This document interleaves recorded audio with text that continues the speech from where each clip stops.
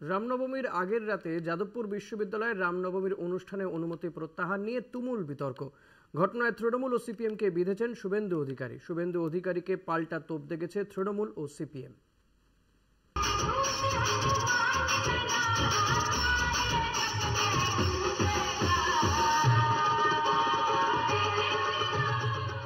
যাদবপুর বিশ্ববিদ্যালয়ে রামনবমীর অনুষ্ঠান, যাকে ঘিরে বিতর্ক, রাজনৈতিক চাপানুতোর।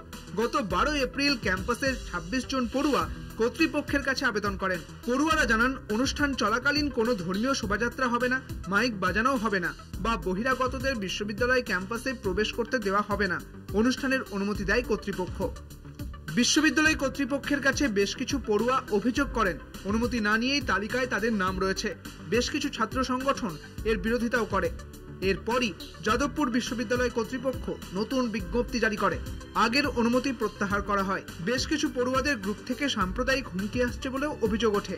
এ নিয়ে পরবর্তীতে বড় কোনো সমস্যা তৈরি করতে পারে বলে আশঙ্কা কর্তৃপক্ষের। কর্তৃপক্ষের এই সিদ্ধান্তের পিছনে তৃণমূলের হাত রয়েছে বলে দাবি শুভেন্দু অধিকারীর। এর আগে র্যাগিং করে একটা গরিব বাড়ির ছাত্রকে মেরে ফেলার পরে যুব মোর্চার প্রতিবাদে আমি গেছিলাম। আমাকে কিভাবে গাড়ির সামনে এসে মাওবাদী পরিচয় দিয়ে আক্রমণ করার চেষ্টা হয়েছিল আপনারা দেখেছেন, দেখিয়েছেন। স্বাভাবিকভাবে এই রাষ্ট্রবিরোধী, সংবিধান বিরোধী, ভারত বিরোধী টুকরে টুকরে গ্যাংকে মমতা ব্যানার্জির আশ্রয়ে প্রশ্রয়ে ওখানে পালিত করা হচ্ছে।